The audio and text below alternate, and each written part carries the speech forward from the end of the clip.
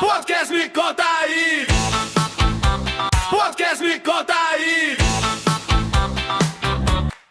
Bom dia, boa tarde, boa noite, como é que está você? Espero que esteja muito bem, porque nós estamos muito bem, muito felizes por um acontecimento que ocorreu hoje no Brasil. Olha, um fato histórico. Eu não vou contar não, porque depois você está sabendo aí, todo mundo está sabendo já.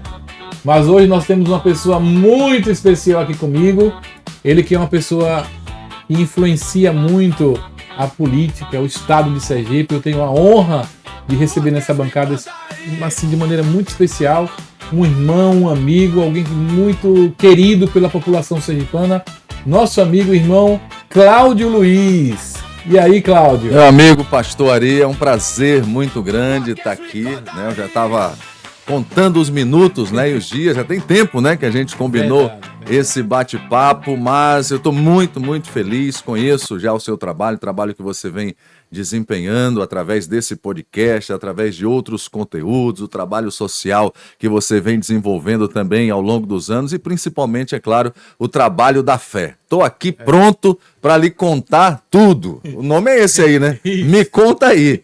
O que você quiser saber, eu estou aqui à vontade. Tudo, mas é tudo em 100%. Pronto, então, não escondo absolutamente nada. Já ia dizer isso. Conte-me tudo, não me negues nada. Nada. Cláudio Luiz, nascido onde? Criado onde? Como é que foi sua infância? Como é que foi sua adolescência? Vamos contar tudo agora.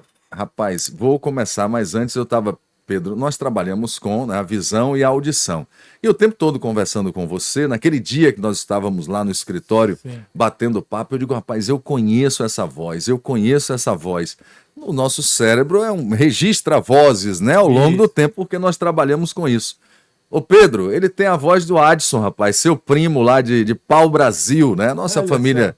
Né, mora lá no sul da Bahia, em Pau-Brasil, a avó do Pedro mora lá, e você tem a voz do Adson, né, que Deus deu um grande livramento, teve um acidente agora recente com ele lá na estrada, indo para Itabuna, né, e nasceu de novo. E eu tava... Adson, um abração para você, meu xará de voz. A mesma voz, Pedro, a mesma voz, né. Mas, Ari, eu nasci em Salvador, né, sou soteropolitano. Nasci na Península Itapajipana.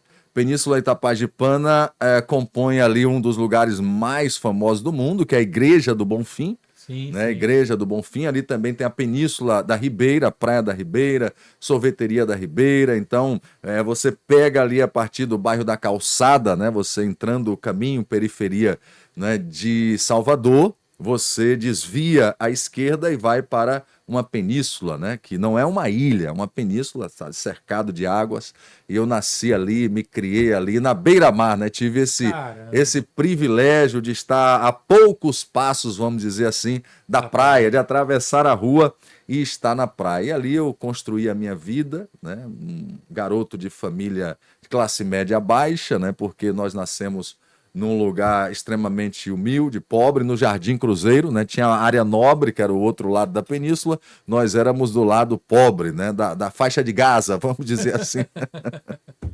E lá nós construímos a nossa vida, né? Deus nos deu grandes oportunidades. Eu fui um garoto que fui conhecer o asfalto na minha rua quando eu tinha 10 anos, né, de idade. Nós tínhamos iluminação, mas nós não tínhamos água também, já água encanada, mas nós não tínhamos saneamento básico. Era uma estrutura muito ruim. Em 1980, nós passamos por essa transformação, aí começamos a andar de bicicleta para valer, né? A andar de patinete, né? Aquelas patinetes de rolimãs, né? Que tempo bom. Muito, mas muito bom. E Deus me deu um presente muito grande, porque apesar de nascer numa família ali muito humilde, meu avô ele foi funcionário da Marinha. Em 1970, eu nasci em novembro de 70 e lá na minha casa já tinha uma televisão. Eu tenho fotos bebê em cima de uma mesa, assim, igualzinha a essa, e uma televisão no fundo. Né? Uma televisão daquelas de tubo. Preto e branco, de tubo, né? De válvula ainda, valvulado. Tem bombril na antena.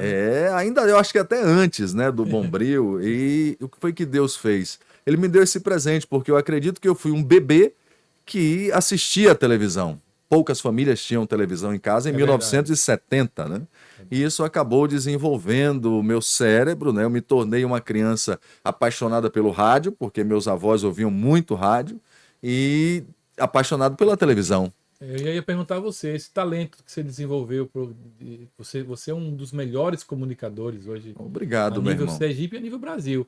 Hoje, se colocar Cláudio Luiz em uma emissora nacional, amigo, não deixa de desejar para ninguém. Obrigado, meu irmão. Isso Obrigado. não é retórica, isso é uma verdade, isso é uma constatação. A Cláudio Luiz é um dos melhores comunicadores que o estado de Sergipe Me acolheu, né? lhe Me acolheu. Né? Você não nasceu na comunicação no estado de Sergipe, Isso. mas aqui você construiu uma história que está aí até hoje e com certeza dando seus primeiros voos aí ainda. Vamos falar, Porque vamos tem falar outros sobre voos aí poderosos isso. ainda aí. Eu nasci assistindo televisão, né? Eu acredito que foi um presente que Deus me deu. Era um garoto apaixonado pelo rádio e pela televisão. Com 13 anos, na mudança da voz, todos nós passamos por isso, né? Sim. A fase do galinho, Sim, né? Que você tá, sim. um dia tá com a voz mais grave, um dia tá, oi, como vai? Tudo bem? E um dia eu cantei no banheiro, eu cantava muito no banheiro, eu entrava para tomar banho, ficava lá cantando, e eu descobri a minha voz. Eu fiz oi, oi, ei, ei, ei, oi. Essa voz nasceu quando eu tinha 13 anos. Aí você vai, presente de Deus, outro presente de Deus. Porque você imagina, eu era aficionado pelo rádio, ouvia muito rádio, ouvia o rádio AM, ouvia o rádio FM, era ouvinte da Rádio Globo do Rio de Janeiro. Meu pai chegava com uma Brasília em casa em 1980, o carro Brasília, né? Sim, e sim. tinha um Tojo, né? Com um toca-fita, né? Los Angeles 2. Você falou no Tojo agora. E eu descia, né? Nós morávamos no sobrado. Descia num sobrado, né? E aí ia lá e ligava para ficar ouvindo a rádio em ondas curtas. Observe bem, eu com 10 anos de idade eu ficava ouvindo rádio em inglês, francês, alemão, italiano, japonês, só pelo prazer de ouvir o rádio. Caramba. Só pelo prazer de ouvir o rádio. Né? E claro que eu via as nossas emissoras também, Rádio Globo do Rio, Rádio Mundial, né? Uma das as emissoras grandes daquela época no Brasil. Rádio Globo! Isso. E aí, quando nasce a voz, eu começo a projetar a minha vida para comunicação, pô. Porque você imagina, eu tô com 13 anos aí, oi, tudo bem? Chegava, oi, como vai? Tudo bem? A voz radiofônica, né? Então eu já impostava a voz, orgulho da voz. Eu chegava no lugar, ia cumprimentar alguém e ia dizer, oi, pastor, como é que vai o senhor? Tudo bem? Tudo bem. Já botava a voz na frente. E fui projetando a minha vida. Segui meu caminho normal, estudando, né? Fui precoce, graças a Deus. Terminei o 2º grau. Nunca fui um aluno nota 10, né? Mas foi um bom aluno de média. Mas era 8, né? Um bom aluno de média, né? Então eu dizia assim, o necessário. Os amigos ficavam, né, chateados. Pô, mas você estuda pouco. Eu digo, eu tenho que tomar conta para eu passar. Mas o meu negócio era a leitura. Eu gostava muito de ler, né? E de ouvir. E assistir a televisão, Flávio Cavalcante, né? Essa primeira geração dos anos 70 e 80, J. Silvestre, os novos que estão aí nos assistindo agora, você lembra, mas a geração Pedro, por exemplo, não sabe quem foi o J. Silvestre. Nem Flávio Cavalcante. Nem Flávio Cavalcante. Você até lembra Flávio Cavalcante. Assim. Pô, obrigado, né, meu amigo? É Já pensou? Sabe? Então, assim, Hebe Camargo, que aí nós convivemos ainda com ela, né? Chacrinha, né? Silvio Santos, que foi morar no céu agora, que esse é o personagem, né? Esse é o rei da comunicação. De maior referência. Então, todos eles eu estava ali assistindo. Fui para a escola de engenharia, sou formado em processamento de dados, né? Eu sou a 2ª turma de processamento de dados. O que você vê hoje de IA, né? Essa IA. Naquela época. Não, essa IA que nós estamos hoje acompanhando, quando eu comecei a estudar processamento de dados em 1980, 85, 86, são 40 anos agora, né? E nós tínhamos o conhecimento que os Estados Unidos e Israel, eles já tinham um computador que a capacidade de processamento e de raciocínio era de uma criança de 4 anos de idade. É a IA que nós conversamos hoje aqui, ó. Hoje ele é um adulto, né?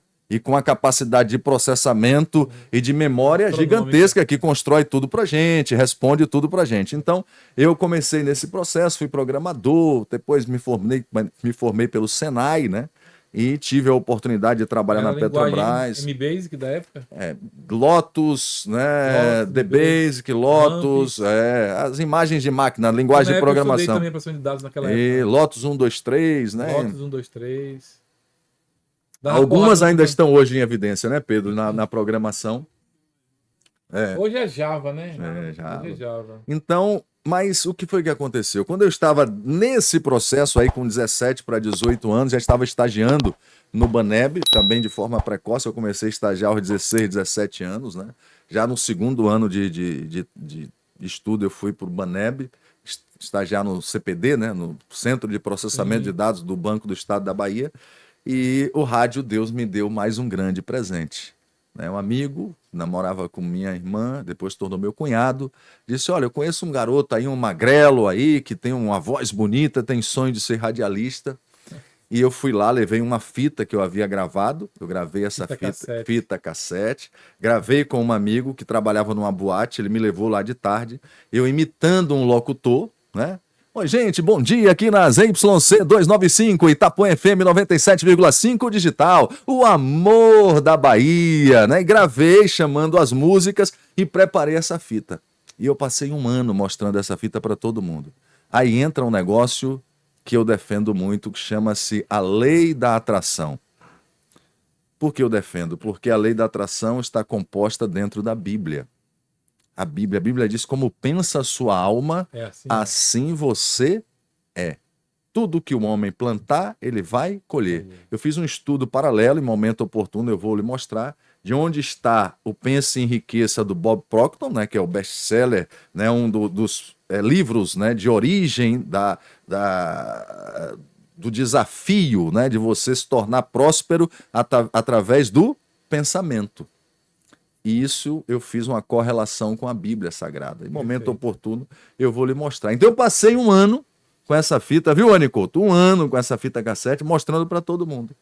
Quando um dia esse amigo, né, que é namorado da minha irmã, disse, eu estava almoçando lá com um amigo, diretor da rádio, e ele estava precisando de um locutor, e eu indiquei você. Quer dizer, eu já havia programado, já havia projetado. Se eu chegasse na sua casa, eu mostrava a fita lá. E todo mundo achava que era uma fita profissional, porque foi editada por um amigo que trabalhava numa boate, que era DJ. Bem montadinho aí. E aí, quando eu levei a fita, ele passou 15 dias, né? Um dia eu estava sentado na porta de casa, rapaz, não tinha uma grana, R$1 no bolso, era o Vale Transporte, né? E aí eu tem aquele impulso, né, dentro do peito, disse, vai lá conversar com ele. E eu arrumei um vale transporte emprestado com a vizinha e fui lá, peguei um ônibus e fui. Quando eu cheguei lá, esperei o cara chegar até a Voz do Brasil. Já estava desanimado, com uma fome, rapaz. Aí ele chegou, eu digo, rapaz, ele disse, você é o cara que deixou a fita aqui? Você está pronto para começar a trabalhar hoje? Minha vida profissional começou assim. Aí ele disse, você volta... Favor de Deus, né? É o favor de Deus. Você volta para casa e você já começa a treinar nessa madrugada. Aí eu voltei para casa, lembro que eu encontrei a minha mãe e disse para ela, minha mãe, hoje eu vou começar a trabalhar no rádio. Mas eu não vou ser mais um. Eu vou ser... E ali começou a minha jornada na comunicação. Eu larguei o projeto Petrobras, larguei o projeto Processamento de Dados, né? Formei, né? Terminei os cursos, mas aquela vida paralela eu já não queria mais, né? Eu queria a comunicação. Você estava indo em encontro ao seu chamado. Aquilo que eu sonhei desde pequeno. Meu nome é Cláudio Pastori, meu nome é Cláudio Luiz Oliveira da Anunciação. Da anunciação. Tem que viver anunciando mesmo. Anunciação, jeito, né? Se você pesquisar rapidinho aí no Google, não é mais Google, agora é IA, né? Agora é IA. Anunciação é sinônimo de comunicação. As palavras são as mesmas, são iguais. Meu nome é Cláudio Luiz Oliveira da comunicação. De anunciar. É aquilo que eu tava falando, né? Seu chamado te chama, né? Ele lhe atrai, aquilo que você está falando da atração, né? Da lei da atração. Da lei da atração. Tem um pastor que é um cara muito forte na área do desenvolvimento humano, chamado Dr. Miles Monroe. Sim, claro, eu conheço. Conhece? Já li Esse bastante. cara, eu me inspiro muito nele, porque é um cara que tem uma pegada muito violenta. E lá nas Bahamas, onde ele morava, que ele faleceu, ele disse que uma vez a pessoa chegou para ele e disse: Pastor, eu não sei porquê, quando eu passo por uma criança na rua, eu fico chorando. Aí ele disse: Vem aqui, se ajoelha aí. Senhor, dá a ele uma oportunidade de ser um deputado. O seu chamado está te chamando para você ser na política. Você é sensível a causas sociais. E esse cara daí foi ser deputado, foi eleito e pegou uma ilha que é chamada Ilha dos Porcos Conheço de. e transformou a Ilha dos Porcos em um local hoje mais caro do planeta. Hoje tem diária lá que custa $25.000 na ilha que era dos porcos. E o dinheiro social deles vai para ajudar as pessoas carentes da Uma ilha do Caribe, né? Ilha do Caribe, que era para colocar lixo.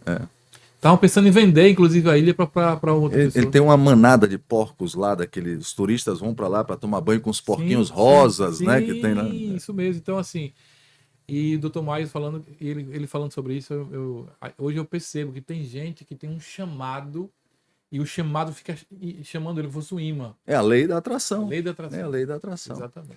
Aí eu começo a minha vida e Deus me dá um outro grande presente, né? Eu caso muito cedo, o dono da emissora de rádio que eu trabalhava, era do Sistema Globo de Rádio, vendeu para o Grupo Irujo, e o Grupo Irujo vende para um empresário que estava em ascensão naquele momento, chamado Marcos Medrado. Ele sai para a primeira candidatura dele para deputado federal em 1990. Eu vou trabalhar no Centro-Sul da Bahia, vou fazer a campanha dele no Centro-Sul, em Tapetinga, Bahia. Ele ganha a campanha para deputado federal e eu ganho uma família. Né? Porque eu conheço uma moça lá, uma índia, né? E aí começo, né, a namorar com esta moça e 6 meses depois ela já estava grávida. E eu tinha 20 anos, eu completo 20 anos naquele ano, em novembro de 1990. E aí eu digo para ela, vamos para Salvador, vamos morar comigo, você tá de neném, né? Você é minha esposa. Ela acreditou, né? E nós estamos juntos até hoje, 36 anos, né? Caramba. 3 filhos, né? E... Um abraço para ela, um beijão para ela. Val, pra né? Índia, né? É a dona da pensão. Eu digo que ela não gosta, não. Eu digo, mas ela é a dona da pensão, ela que manda em tudo. Quando ela chega, eu digo, ela que manda aqui, ela que resolve Tem um filhão, tudo. Pedrão aqui, né? Pedro, tem Felipe, né? O mais velho, vai fazer 35 anos agora, Filipão, que mora em Recife. Pedrão, biomédico, com 24 anos, vai me dar uma netinha agora, Ih, né? Já rapaz. formado e casado. E Letícia, que está com 20 anos agora, nossa caçula, também formando em biomedicina agora no final desse ano. E um que Papai do Céu me deu de presente e levou mais cedo para morar no céu, né? Que é o Gabriel. Eu sou um homem testado pelo fogo, né? Como a Bíblia diz, né? Ele tinha 4 anos, quando nós estávamos no nosso sítio ali em Barra do Jacuípe, ele caiu na piscina e foi morar com o Papai do Céu. Eu sou um homem testado, como a Bíblia diz, né? No E fogo. aprovado. No fogo. E aprovado porque a gente só vê alguma coisa desse tipo assim de tragédia na sua vida quando você comenta, porque a alegria está no seu olhar. Amém, amém, A gente amém. vê seus olhos brilhando o tempo todo. Amém, amém. Então, assim, é alguém que testado e aprovado. Né? Pela Porque misericórdia, você tem né? um entendimento correto. Coube, foi decisão de Deus. Porque Deus tem poder para fazer tudo. Tudo. Se ele quisesse, a criança poderia estar. A Bíblia aqui, diz né? que não cai uma folha, né? Sem a permissão do Senhor. Perfeito. Então ele tem o controle de tudo na nossa existência. Foi um momento muito duro, né? Muito sofrimento, porque não é fácil. Essa ordem ela acaba se invertendo.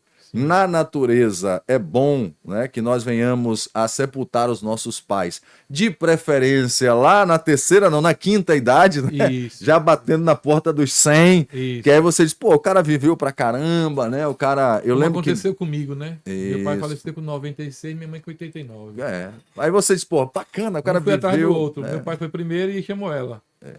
Não é um sentimento de dever cumprido? Com certeza. Ele foi em 20 e ela foi em 21. Vai ter a dor, vai ter o espaço, porque foi Com alguém que certeza. existiu, né? São os Não, nossos. a saudade ela é eterna, não tem jeito, porque fica a lição, os ensinamentos, tudo que meu pai ensinou pra gente, enfim, fica tudo de legado. E eu acredito que eles vivem ainda através da gente. Não tenha dúvidas disso, né? E isso é que mais me conforta. Porque todo legado, todo respeito, tudo que eu construo de decisão, eu ainda ouço minha mãe falando aqui. Então fica o legado, fica a Fica. história. Porque as nossas fontes seguras são eles. Hoje, a pessoa que não tem um pai e uma mãe como fonte segura, ele está fadado e construído para ser fracassado. Vai ouvir as pessoas de fora, todos eles têm interesses emocionais em alguma coisa da sua vida. Mas o pai e a mãe não, ele tem aquilo que está genuinamente no Pai Celestial, que é amor de verdade pela sua vida. Deus me deu um texto há muitos anos atrás, né, de quando ele fala sobre a oração do justo pode muito em seus efeitos, né? Existe justiça maior do que esta relação de um pai e de uma mãe para com o filho? Não tem. A essência do amor está aí, né?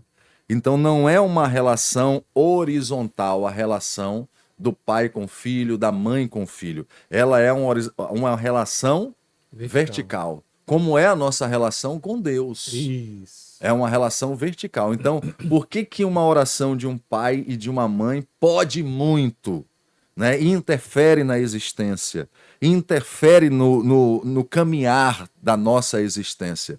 Por quê? Não existe justiça maior de uma mãe para com o filho e de um pai para com o filho. A essência do amor está ali, né? A Bíblia diz o quê? O que Jesus disse? Ainda que sua mãe, né, lhe abandone, jamais eu lhe abandonarei. É a mesma Salmos 27. relação, né? Mesma relação. Eu não te abandonarei. Não te abandonarei. Não Ainda que a mãe que amamenta, né, o abandone, né? A gente tem uma história muito engraçada com relação a isso, naquela passagem que Maria, né, tá no templo, esquece Jesus, Jesus vai conversar, né, com os mestres no templo, e ela sai no caminho, né, e se distrai um pouco e acaba esquecendo Jesus lá no templo, né? Ela já está algumas léguas de caminhada, quando, cadê Jesus? Isso nos dá a entender que naquele momento ali, ele garotinho, já por volta de 9 anos, 12 anos mais ou menos, ela já deveria ter outros filhos. Sim. Ela possivelmente estava amamentando um, né? Segurando um na mão e José segurando o outro. Então ele sai no meio da multidão, vai caminhando e esquece de Jesus que estava lá no templo conversando com os mestres. É o que nós entendemos, né? Porque a relação, se ela tiver só Jesus, você acha que uma mãe que só tem um filho no meio de uma multidão, esse assunto é polêmico, né? Uma mãe no meio de uma multidão, você pode estar no meio de 1 milhão de pessoas, você só tem um filho, Anne, você vai esquecer desse filho?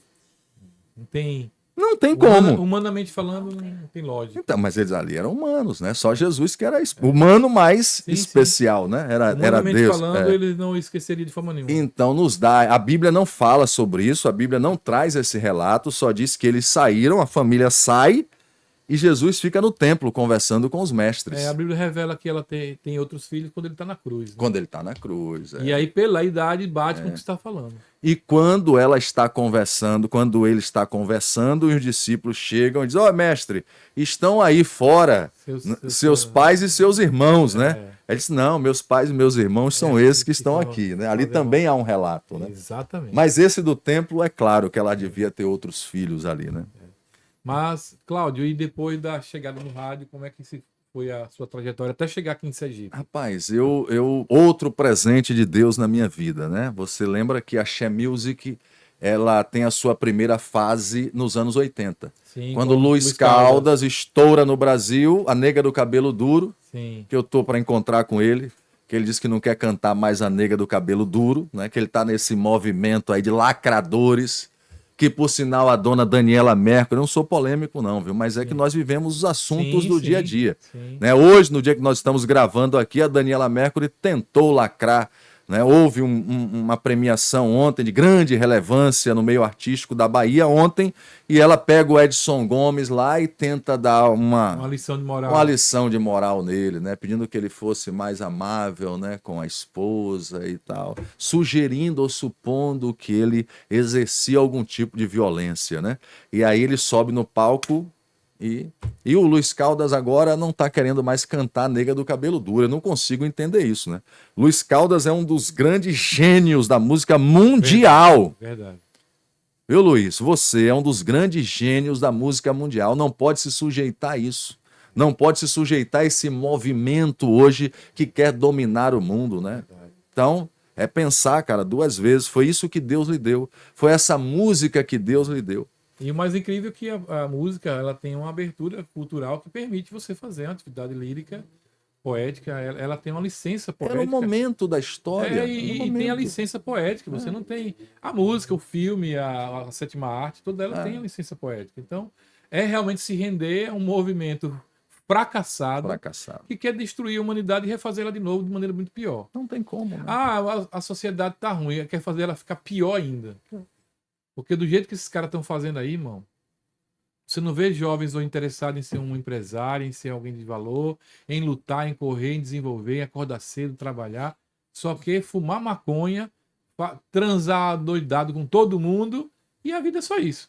A desconstrução da família, né, da base. Desconstrução total, mano. Desconstrução total. Então, mas tem homens que estão se levantando aí para também ser uma voz. Tem aí agora um ator da Globo, por exemplo, que se levantou aí. Até esqueci o nome dele. Não lembro o nome dele. Alguém lembra o nome dele aí? Pra gente fazer ibope dele aqui também? Pesquisa ele aí, Pedrão. Pesquisa aí. Eu esqueci o nome dele. Tá fazendo um movimento em favor dos homens voltarem a ser homens. Isso. Porque os homens estão também sendo desconstruídos. Os homens estão sendo desconstruídos. Então, e tem muito homem gostando. O Juliano Casarré. Casarré.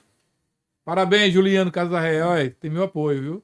Já me inscrevi até no seu canal. Nós estamos juntos. Nós estamos juntos com você nessa peleja. Porque, gente, o homem é homem e a mulher é mulher. Nós temos papéis totalmente diferentes do outro, que se completam um no outro. É esse papel. Biologicamente só existem dois seres, né? Não tem macho e fêmea. Né? Perfeitamente. O homem faz o que ele quer com a vida dele. O livre-arbítrio é para isso. Né? Sim. Ele faz o que ele quiser. Deus deu esta carta, né, chamada livre-arbítrio ao homem para ele fazer o que ele quiser, para ele falar o que ele quiser, para ele exercer o que ele quiser. Ele pode ter a vida da forma que ele quiser, mas ele tem que respeitar quem está ao seu lado. Se você discorda com o meu pensamento, você tem que ter um limite de discordância. Eu posso discordar com o seu, mas vou defendê-lo o tempo inteiro da sua existência. O direito de você falar, né? O direito de você colocar a sua posição e a forma que você quer ver. Então, respeite a minha também. Nietzsche dizia isso. Isso, é dele, a frase é dele, né? A frase é dele. Então, observe. Posso discordar de você, mas vou defender seu direito de dizer o que você está falando. A vida toda, né? Então, assim, nessa primeira fase, a Axé Music estoura com ele, aí vem Chiclete com Banana, Asa de Águia, Banda Mel, né? Reflexos, meu amigo Fernandes, né? E eu chego exatamente no final dos anos 80. O que acontece em 1991? Esta Daniela Mercury, que eu conheci garota, menina ainda, back vocal, né? Depois cantora da banda... Cantou a música Pega Aqui, ó, Pega Aqui, ó. Eu não lembro mais a banda dela agora, fugiu, são tantas informações. E ela estoura como Daniela Mercury em 1991, né, com o Canto da Cidade. A cor desta cidade sou eu. Sim, aí a música baiana tem um novo impulso nacional. Aí vem a geração do El Chan, né? Aí o pagode estoura ali, 92, 93. Aí vem o Olodum também. Aí vem Paul Simon para a Bahia, Michael Jackson alguns anos depois, mas primeiro Paul Simon, uma das grandes referências musicais, né, do mundo, vem para a Bahia e aí projeta a música baiana e eu estava onde? Inserido naquele contexto. Caramba. Eu estava na Itapuã FM, a rádio líder de audiência, com 22 anos de idade. Com 24 eu já estava na televisão, apresentando os programas musicais na TV Itapuã. Caramba! Que massa! E na Rádio Sociedade da Bahia, né, fazendo programa de FM, programa de AM, Deus me abençoou poderosamente, está no lugar certo, na hora certa, com as oportunidades que foram criadas, né, para que eu pudesse estar ali exercendo o dom, estudando paralelo, né, me aperfeiçoando, buscando o conhecimento, mas entendendo que todos os movimentos do meu tabuleiro, tabuleiro da minha vida, foi determinado por Deus. Nós vivemos esse apogeu até o ano, né, de 2000, mais ou menos, né, até o ano onde eu perco meu filho, quando ele vai morar no céu, em 2000.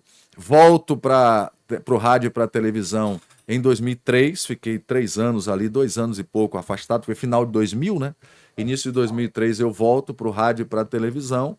Em 2005, eu começo um projeto comercial de grande resultado. E aí eu já estou com 34 anos de idade e venho. Eu estou sintetizando, né? Senão a gente vai passar muito tempo. E eu entro no projeto comercial, a TV Itapuã me recontrata, né, para fazer um programa de entretenimento chamado Abre Coração, né, nos moldes do Porta da Esperança do Silvio Santos. Sim. Era aquele programa, mas com o tempero. Vamos abrir a porta da Eu dizia, vamos abrir o coração, né? Contava histórias, tinha premiações, era um programa de entretenimento, tinha musical, né? Eu vinha dos musicais de entretenimento, da música baiana, né?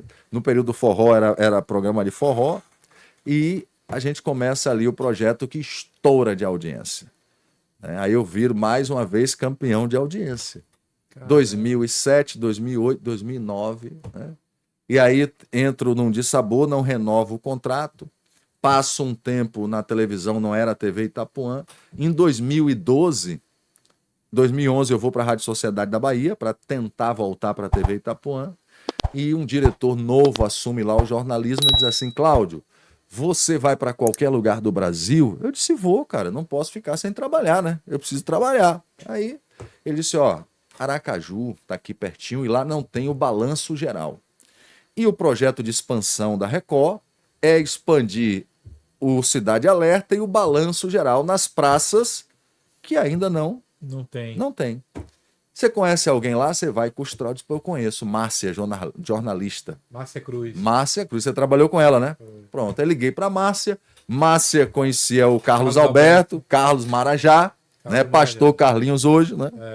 E eles fazem a triangulação. Eu trago o projeto aqui para Augusto Franco Neto. Incrivelmente que eu participei de toda essa movimentação naquela época. Isso. Eu tinha um estúdio lá na Colina de Santo Antônio e o Marajá me pediu para fazer os pilotos.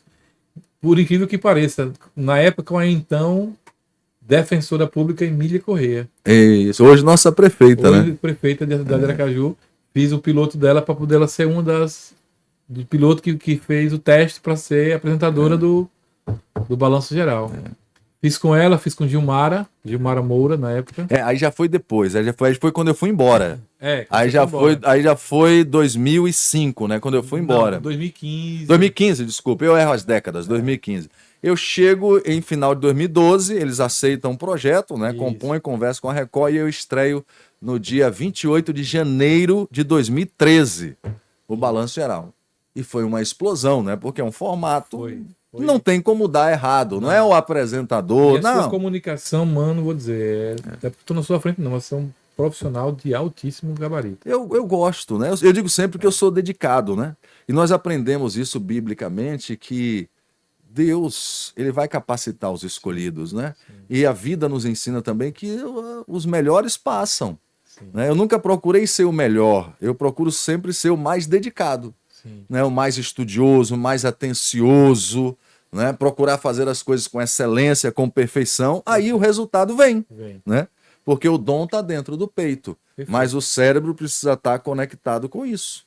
A gente vive essa realidade aqui no nosso instituto, porque as pessoas quando chegam aqui é um bairro periférico, como você está vendo, que você conheceu hoje, e com muitas demandas sociais. Sim.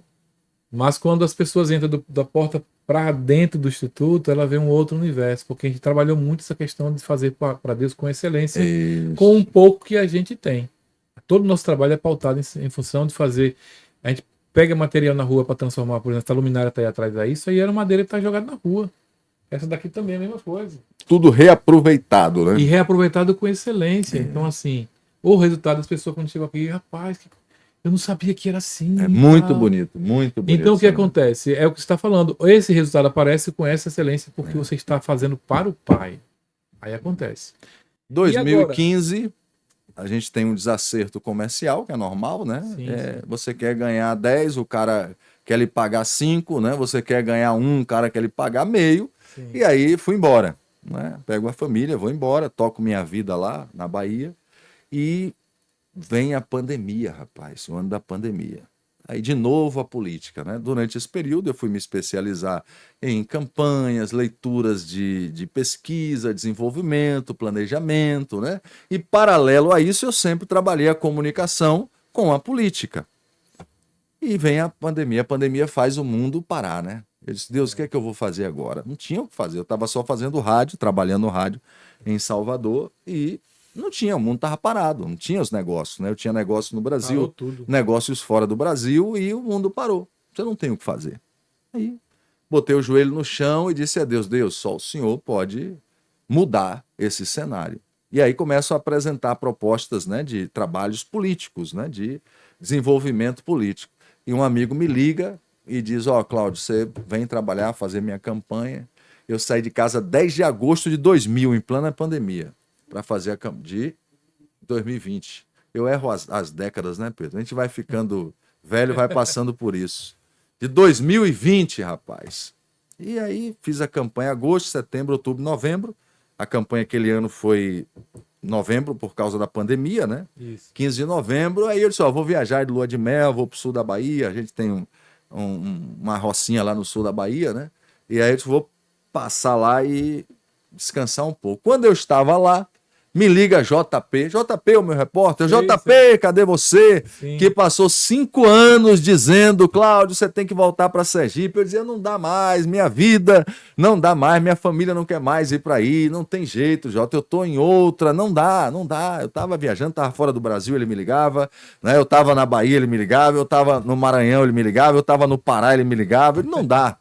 Mas aí eu tô lá na roça, em plena pandemia, né? No auge da pandemia.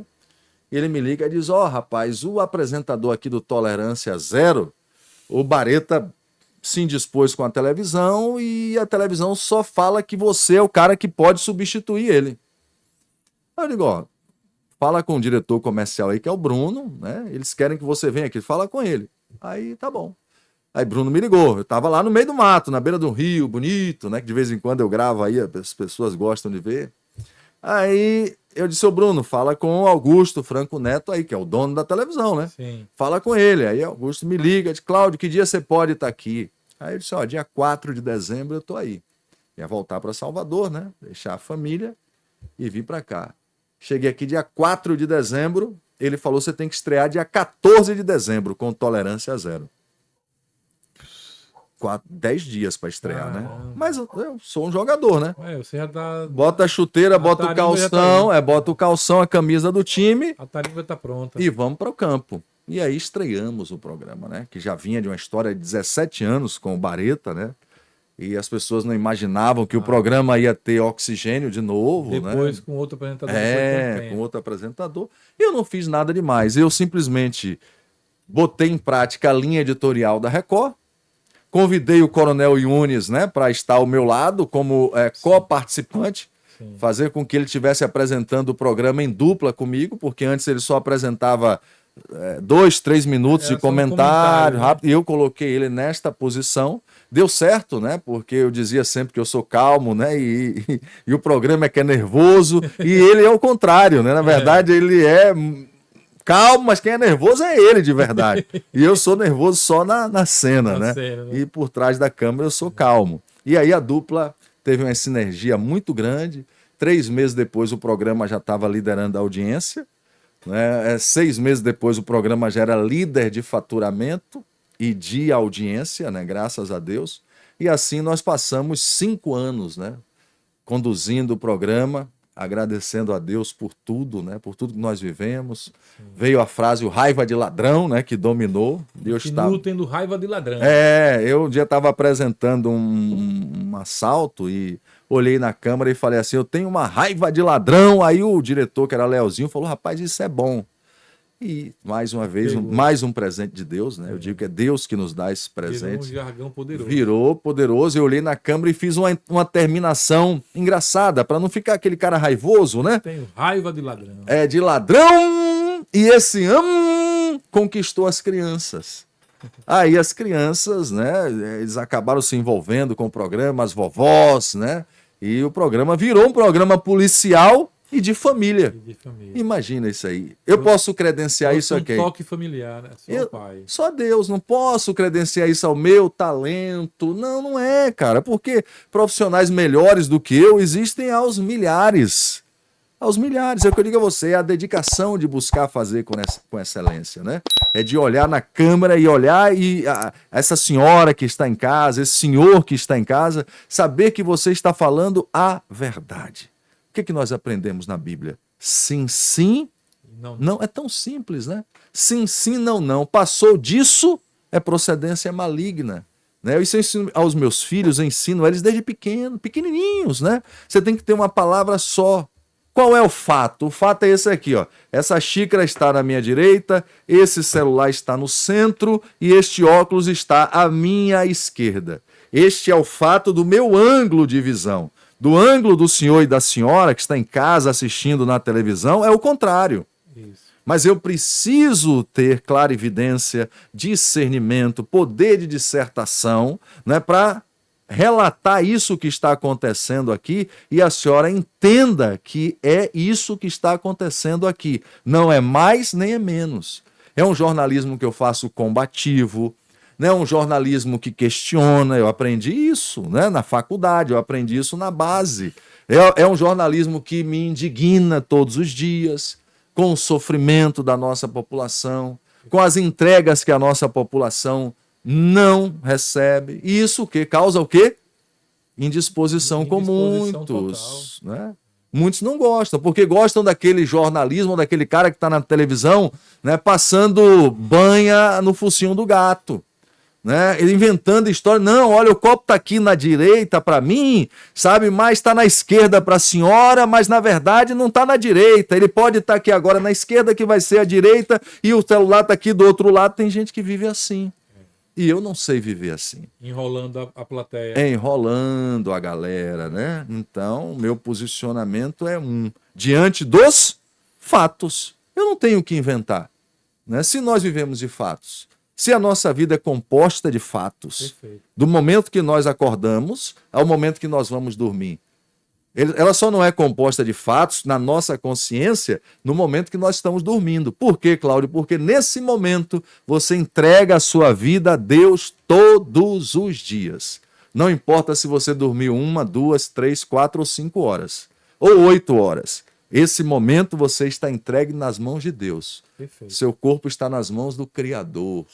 Né? Tanto que nós aprendemos na palavra de Deus: louco, se te pedirem a tua alma nesta noite, o que você tem para dar? Né? Os judeus têm uma frase muito linda que todos os dias eu sigo ela. Ao acordar, eles dizem uma palavra assim: obrigado, Adonai, porque devolvestes minha alma. Isso. E devolvestes minha alma porque confias em mim. Olha? Isso. Porque assim, para que Deus devolveu sua alma? Tem que ter um propósito. Ele não faz nada sem propósito. Quando ele devolve sua alma no outro dia, depois da passagem do sono, é porque ele confia em você, que você vai cumprir um propósito que ele determinou. E ele disse que nos conhece antes de nós sermos formados no ventre da nossa mãe. Por isso que eles têm uma outra frase chamada Mazal Tov, que quer dizer boa sorte. Se você está no outro dia, você teve uma boa sorte. Mazal Tov.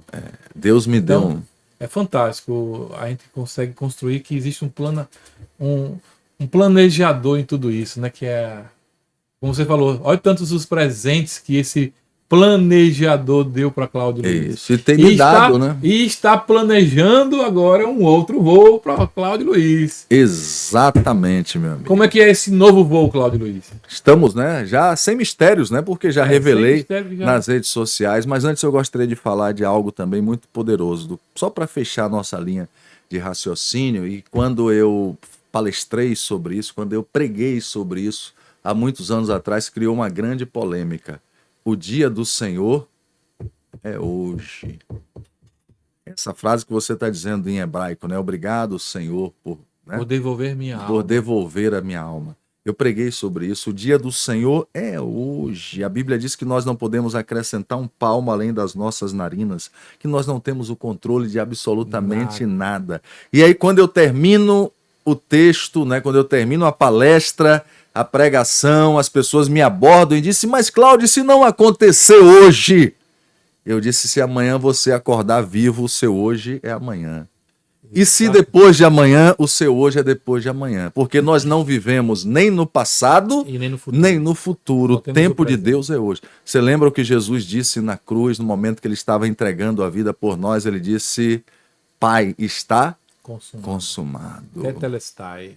Tetelestai. Né? Está consumado. Então ali nós recebemos o hoje para as nossas vidas. E o que você disse agora veio complementar exatamente isso, né? Agradecer a Deus todos os dias, Todos porque os nós dias. temos a nossa alma de volta. Né? Perfeito. Mas vamos ao Bora! novo voo Rapaz! do nosso amigo e irmão Cláudio Luiz. Olha, há 35 anos, né, eu saio para uma campanha política, elejo deputado federal, trabalhando na campanha política e ganho uma família de presente. Você sabe que a audiência, ela nos proporciona isso, né? Todo ciclo eleitoral. Você tem visibilidade, você tem muita audiência, credibilidade, mas nunca havia recebido um convite como eu recebi este ano para colocar o meu nome à disposição. Né? Eu fui convidado pelo Partido Avante, né, pelo José Evangelista, e ele me disse: Cláudio, eu posso fazer um estudo sobre a sua história de vida, esses 37 anos agora de vida profissional, né, 38, daqui a 2 anos, 40 anos. 40 anos de comunicação. Comecei com 18 anos, né, muito garoto ainda. E aí, meu amigão, eu disse: pode fazer. Ele me chama 15 dias depois e me apresenta um estudo, né, bem amplo. E eu disse: não, mas tudo bem, eu conheço dessas coisas. E a gente foi avançando, a gente foi amadurecendo o processo, né? E eu tomei a decisão de colocar o meu nome à disposição da nossa população para o pleito de federal pelo estado de Sergipe. É importante esse testemunho aqui, meu irmão, é para contar tudo, eu vou contar. Eu estava andando no Parque da Sementeira em dezembro de 2021, quando uma senhora me aborda com a família dela, me dá um abraço, quer tirar foto, né? A relação que a gente tem com o telespectador, e ela vai um pouco à frente, depois ela volta e diz assim: Cláudio, eu voltei aqui porque Deus mandou lhe dar um recado. Ela não sabia que eu era evangélico, e ela disse: olha, tem algo que você está negando há muitos anos, e você vai receber um convite aqui no estado de Sergipe. E quando você receber esse convite, vai ser diferente de tudo o que você recebeu até hoje. E quando você receber, você vai aceitar porque Deus quer. Caramba. Você sabe do que eu estou falando. Eu quero encontrar esta senhora, de preferência em janeiro do ano que vem, porque eu quero convidá-la para ir a Brasília comigo. Tomar posse no seu mandato. Eu quero encontrá-la. Eu vou falar dela, estou tendo a oportunidade de falar agora publicamente. Nós vamos fazer esse recorte, eu vou guardar esse recorte. Eu guardei um vídeo que Carlinhos gravou comigo lá em cima, na igreja, lá no Santo Antônio. Era dezembro de 2022, quando ele gravou um vídeo comigo dizendo: Cláudio, 2012, né? Você está vindo aqui e você nunca mais vai sair daqui. Eu tenho um vídeo guardado aí. Eu fui embora e voltei contra a minha vontade. E em 2021, esta senhora me para no Parque da Sementeira e disse: Cláudio, Deus lhe trouxe aqui para um projeto maior. Você sabe do que eu estou falando? Ela diz. Eu disse: eu sei, eu sabia que era política. Veio o ciclo de 22, os convites eram os mesmos de sempre. Veio o ciclo de 24, os convites eram os mesmos de sempre. Olha, por que você não pode sair candidato, né? Venha sair candidato com a gente lhe dá uma legenda, né? Mas do nada, sem um projeto desenvolvido, né? Sem uma plataforma desenvolvida de trabalho, uma condição mínima de trabalho. E quando o José Evangelista, praticamente 2 meses e meio, 3 meses atrás, 3 meses agora, né? Dia 2 agora vai completar 60 dias que eu saí da TV, né, Pedro? Dia 2 agora.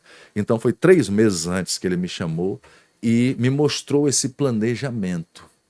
Eu acredito num Deus. Cláudio, é uma guerra de gigantes, só tem poderosos? Tem poderosos, mas eu acredito num Deus que continua derrubando gigantes.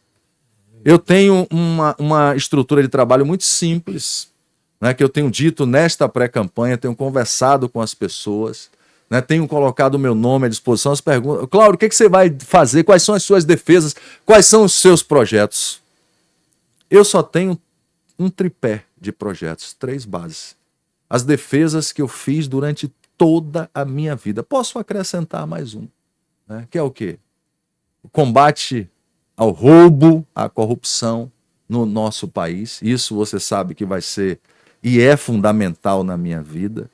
O segundo, o que é? O combate à criminalidade dentro desse país. Está aqui, ó, de um lado.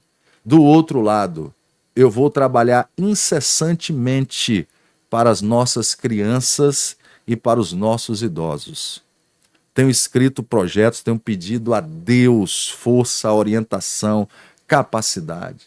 Você acha, meu irmão, que eu vou pegar uma emenda parlamentar do dinheiro do povo e vou destinar a um prefeito 1 milhão, 2 milhões de reais para o prefeito fazer show na sua cidade?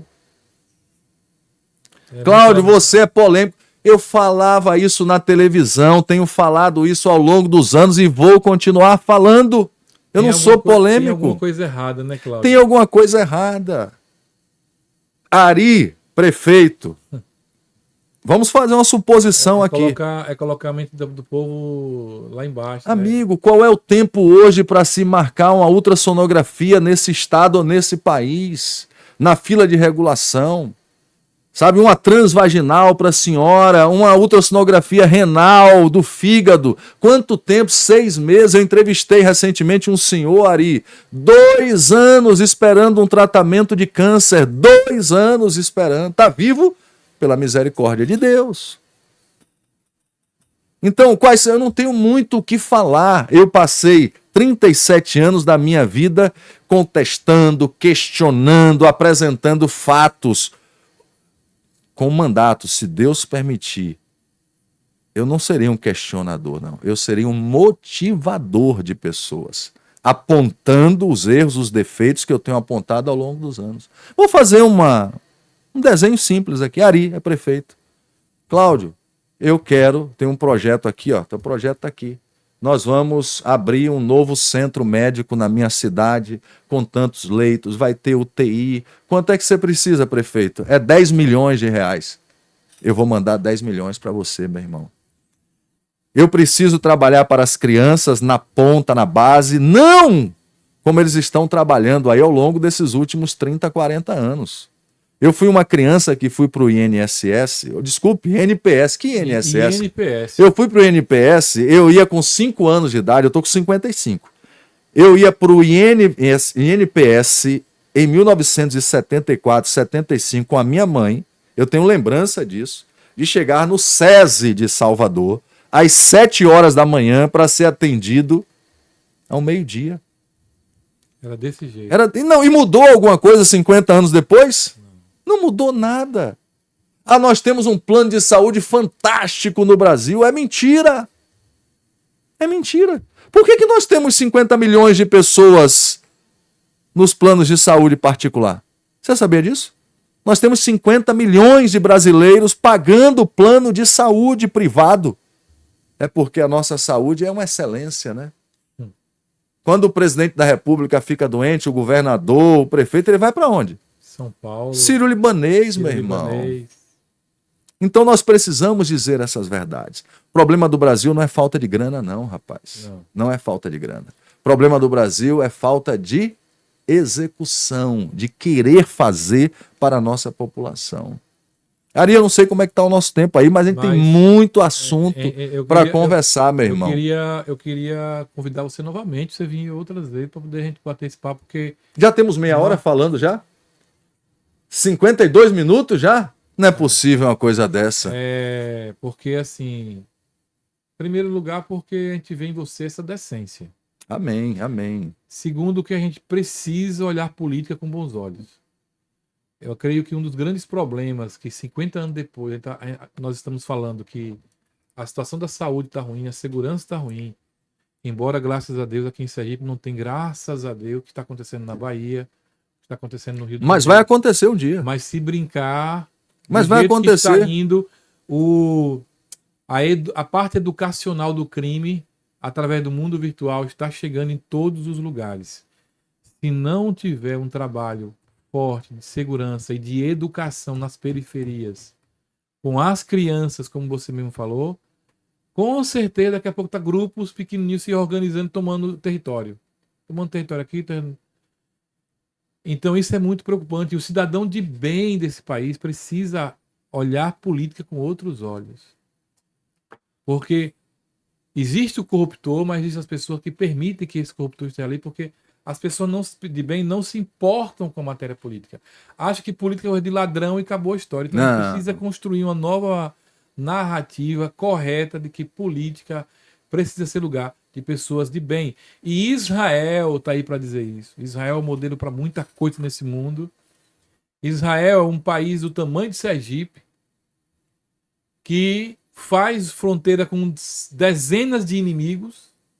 E se Israel fosse um poço de corrupção, já tinham engolido eles vivos. Há muito tempo, né? E você vê que Israel mete testa com o Irã, que é 100 vezes maior. E eu estava trabalhando em Brasília, no ano de 2017, quando eu tive a honra de participar de um evento de Israel lá em Brasília. O ministro de Israel estava em Brasília. Eles estavam comemorando 67 anos da existência de Brasília, ou de Israel. E ele apresentou naquele momento lá no plenário da Câmara Federal 67 invenções que servem ao mundo que nasceram em Israel. Dentre elas, a base hoje de dados que fazem nós termos o smartphone. Pendrive foi criado em Israel. E principalmente a parte do gotejamento agrícola, que hoje é o fenômeno penicilina. Da agricultura, a penicilina. Quantos prêmios Nobel? Dezenas de coisas que eles apresentaram lá. E eu, assim, a saúde de Israel é de altíssimo. É tanto que a gente fala aqui direto, né? E sírio-libanês, tal, israelita, toda a fomentação de saúde, hoje, para o mundo. Israel agora criou uma córnea artificial que vai acabar com as filas de gente que está com problema de visão. Porque ela é perfeitamente aplicável retirando a que está doente humana. Então, por que acontece isso? Porque Israel tem um sistema de político que os caras são apaixonados pelo seu país. Estados Unidos vai na mesma meta, embora é um país imenso que tem já uma metodologia de sociologia horrível, porque hoje tem a esquerda é muito poderosa lá e tem destruído a paixão que o americano tem. Mas mesmo assim é um país extraordinário ainda, porque o povo é apaixonado de maneira muito maravilhosa pelo seu país. O brasileiro precisa se apaixonar pelo seu país mais do que se apaixonar pelo futebol e por novela. Eu acompanho a política americana de Ronald Reagan para cá. Pois é, então eu só que tenho que parabenizar a sua atitude, e ainda mais sabendo que isso é um posicionamento também que vem de cima para baixo, do reino para baixo. É um homem de Deus, uma pessoa que totalmente abençoada pelo Senhor, né? Tem uma frase que eu gosto muito que diz assim: todos os esforços serão insuficientes quando a matéria que tem que ser empregada é o favor imerecido de Deus. Amém. E é nisso que você está pautado. Amém. Você sabe que está num estado complexo como é Sergipe, porque o posicionamento financeiro de campanha é muito alto, mas há espaço, porque em 2018 teve espaço, em 2022 teve espaço, pessoas foram eleitas, em 2024 pessoas foram eleitas também, por pessoas que acreditam já. Então eu acho que vai em frente, meu irmão, porque Deus é contigo e a coisa... Quais são os projetos que existem nesta nação para a população acima de 60 anos? Me diga aí.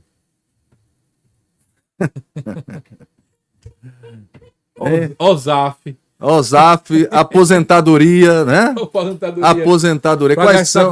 Quais são os projetos, gente? O homem de 60 anos, a mulher de 60 anos hoje está em plena forma física, com capacidade de trabalho, sabe? Com capacidade de desenvolvimento, e não tem. Nós temos um, só... Hoje a IA, né? Hoje aqui o Google, você pega ali e dá tudo na mão. Sabe? Onde essas pessoas querem servir a sua sociedade, essas pessoas querem servir a sua população e pegam esse cidadão, esta cidadã, e colocam dentro de casa, sentado numa poltrona, assistindo televisão, e a vida tá boa. Piando e tendo uma vida emocional. Sabe? Eu já tenho 10 projetos escritos para só essa faixa etária aí acima de... Ô, Cláudio, um homem de 80 anos ainda pode produzir? Pode, e muito! Tá aí o pastor Arivaldo José para dizer isso. Claro. 82 anos, presidente do Doulos ainda fazendo história. Agora nós precisamos o quê? Ter uma estrutura que prepare esta geração para daqui a 20, 25 anos, 30 anos. O cara que tem 40 hoje vai ter 20, vai ter 60 daqui a 20 anos, mas com plena saúde, com plena estrutura. Uma pesquisa rápida, assim, rapidinho assim, para você que está aí nos acompanhando. Vai aí no Google e pesquisa assim, quantos anos a média de um cidadão brasileiro não vai a um posto médico, não vai a uma clínica. Qual é o tempo médio que este cidadão comum brasileiro não foi fazer um exame? Passa de 15 anos, irmão. Você já imaginou o que é isso? Ai, nós temos o melhor plano de saúde do mundo, que é o SUS. É mentira. Agora, eu tenho coragem para chegar na televisão e dizer isso. E aí incomoda muita gente. Incomoda, né? Cláudio, vamos conversar muito sobre esse tema, que vai ser agora o seu voo a longo prazo, porque com certeza virá o primeiro, segundo, terceiro. Amém, amém, amém. Vamos falar agora sobre Cláudio Luiz, escritor, para fechar esse processo. Tá aqui, ó. Livro escrito por Cláudio Luiz sobre a vida de Pedro Blandino, o cangaceiro perdido. Cláudio, me conta essa história. Quem é Pedro Blandino, o cangaceiro perdido? É verdade que esse cidadão aqui trabalhou com Lampião, é? Trabalhou é ótimo. Rapaz, isso é outro presente que Deus me deu, que realizei agora em dezembro de 2025, um sonho, né, de criança. Esse indivíduo aqui, o Pedro Blandino, é o pai da minha mamãe, ela está viva, graças a Deus, com 75 anos. Ele é de 1910. Eu vou sintetizar também. Ele é de uma cidade chamada Queimadas, Bahia, né? Ele nasceu num povoado chamado Espantagado. Lampião chega em Queimadas em dezembro de 1929 e mata 7 policiais baianos, fuzilado na frente da delegacia. Ele era um garoto de 19 anos de idade. Ele é alistado com o bando, ele sai com o bando, ele convive com o bando um determinado tempo e ele tem coragem de dizer a Lampião que não quer continuar no bando. Lampião dá um bom dinheiro para ele e um bom cavalo, e ele sai andando no mundo sem rumo. Porque ele imagina que ele com 20 anos, 22, 23 anos, ele sabia que se ele voltasse para a região dele, ele ia morrer.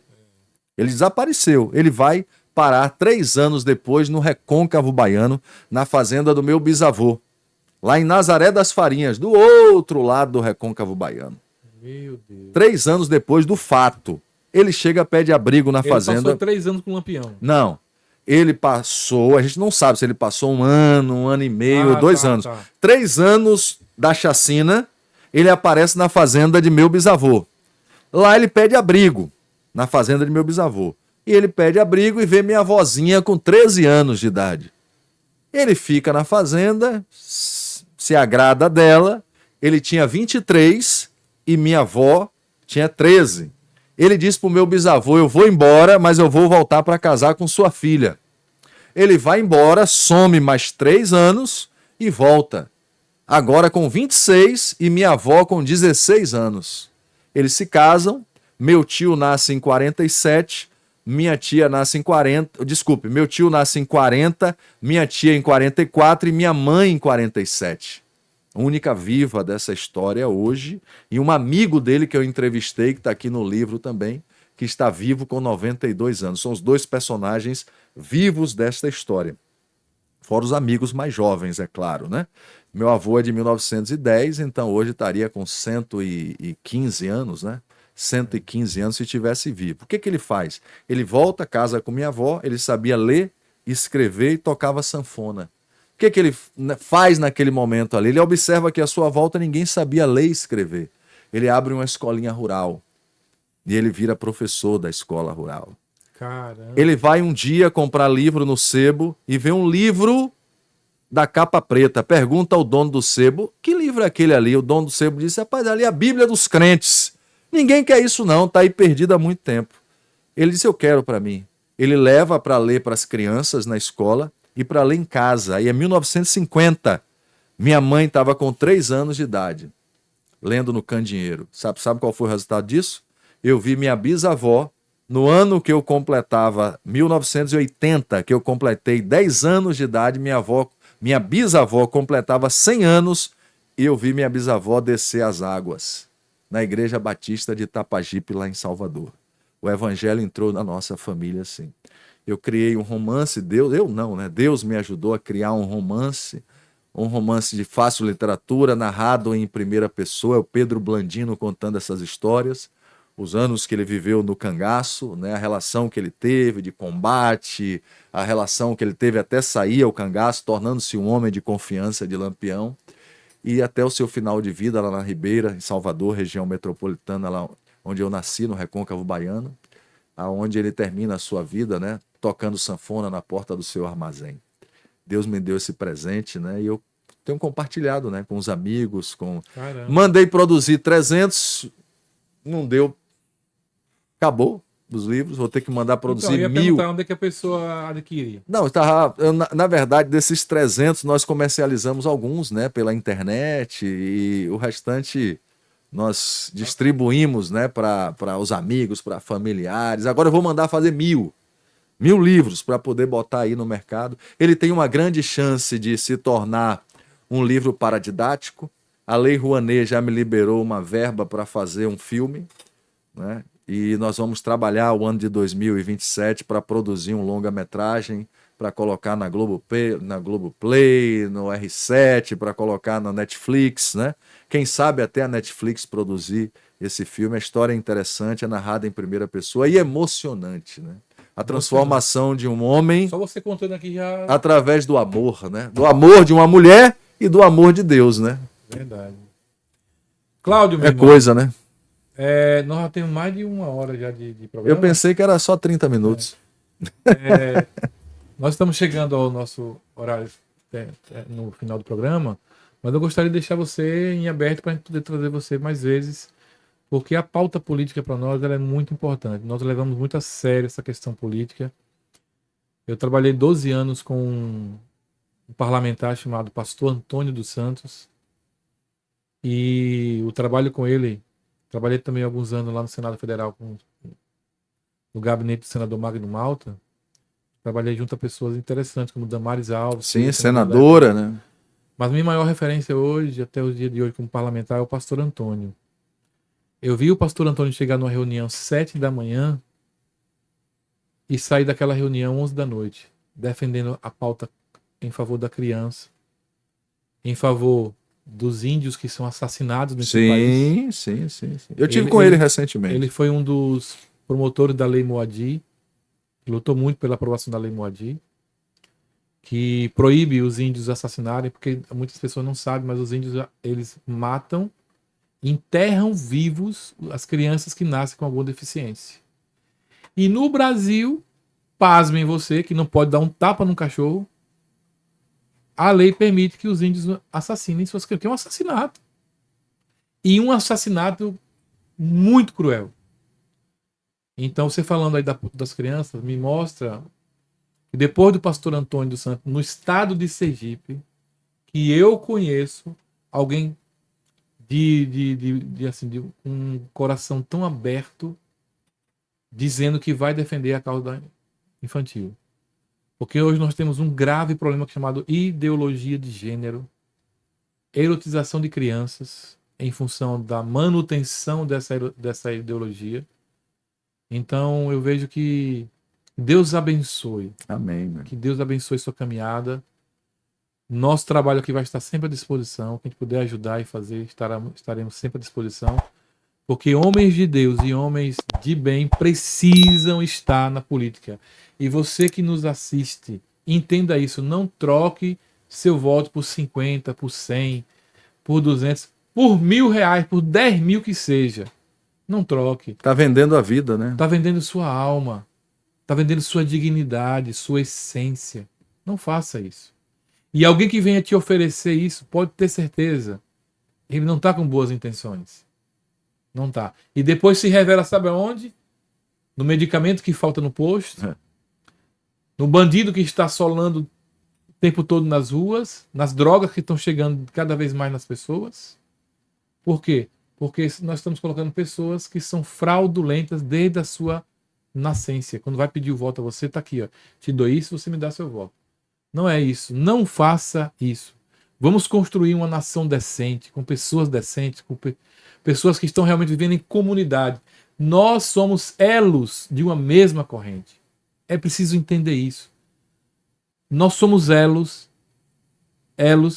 de uma mesma corrente. Você faz parte da minha vida, eu faço parte da sua vida e assim sucessivamente. Não existe...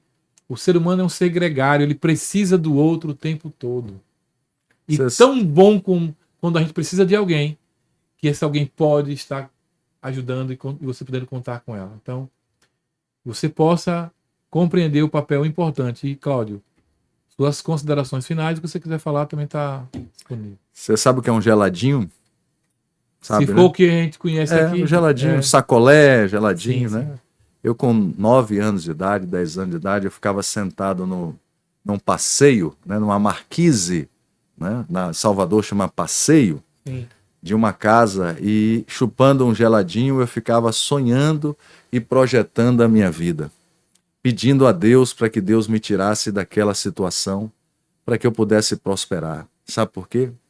Porque um dia, com 7 crianças dentro de casa, eu sou o único homem de 6 irmãs menores do que eu. Tá? E um dia minha mãe manda eu ir... é bendito entre as mulheres, né? E um dia minha mãe manda eu ir comprar o pão, e eu cheguei lá na padaria, o padeiro disse, eu não posso mais lhe vender. E a gente não tinha comido nada, a gente naquele dia, meio-dia, ia comer o pão. Caramba. O pão. Minha mãe batia uma vitamina, 7 crianças em casa. E a gente comia o pão com manteiga. E ele disse pra mim, eu não posso mais lhe vender. E eu, inocente, né, cara? Criança. Disse pra ele, mas por que você não pode me vender? Ele falou, porque sua mãe já tá devendo muito aqui. Eu tinha 9 anos de idade. E eu voltei para casa e o caminho eu pensava, como é que eu vou chegar em casa? Que minhas irmãs não têm o que comer. Então, essa vida combativa, né, que eu tenho, né, a minha vida profissional, você falou que eu transmito alegria nos olhos, né? É por Deus, cara. É por Deus, né? A minha essência é essa, a minha natureza é essa, eu sou assim com os meus filhos, ao anoitecer, ao amanhecer, né? Simples, vivendo o que Paulo, né, escreveu lá, quando ele diz assim, eu me preocupo que vocês se afastem da simplicidade do Evangelho. O Evangelho é o poder transformador de Deus. Então eu aplico isso na minha vida. Quando você me assiste na televisão indignado, quando você me assiste na televisão brigando, né? Apontando as situações diante dos fatos, é por isso. Né? Porque a minha vida é essa, simples, objetiva, procurando fazer algo para que aqueles que estão à minha volta possam ter uma condição de vida melhor. E se for da vontade de Deus, tenha certeza que nós vamos ainda criar muita confusão lá em Brasília. Obrigado, meu irmão. Confusão saudável. Saudável, Meu saudável. Deus abençoe. Conte com a gente no que for preciso. Amém. Esses microfones estarão abertos para você quiser usar todo dia se Amém, quiser. amém. Porque a gente precisa colocar pessoas de bem. Amém, amém. E você é uma pessoa decente, você é uma pessoa do bem. Amém, amém. Deus amém. te abençoe mesmo, tá? Amém. Deus te guarde. Aí, ó. Gente, conta quiser aí. adquirir o livro... Tem, não, tem o Instagram lá do... Qual é o Instagram? Pedro Blandino, Cangaceiro Perdido. Então pode seguir lá o Instagram. @Pedro Blandino. Tá aqui. Nosso irmão Cláudio Luiz escritor também, esse presente que o pai deu também para ele. E eu quero pedir a você que compartilhe esse programa, compartilhe para todo mundo que você tiver, compartilhe para o estado de Sergipe todo, compartilhe para todos os amigos, tá? Vá deixando o seu like, vá fazendo o engajamento para o algoritmo enviar cada vez mais para as pessoas. É assim que a gente faz e constrói um novo modelo de sociedade cada vez mais saudável e abençoado na presença de Deus, porque fora da presença de Deus é só caos, só caos. Deus te abençoe, Deus te guarde, Deus te proteja. Até o próximo Me Conta Aí. Podcast Me Conta Aí. Podcast Me Conta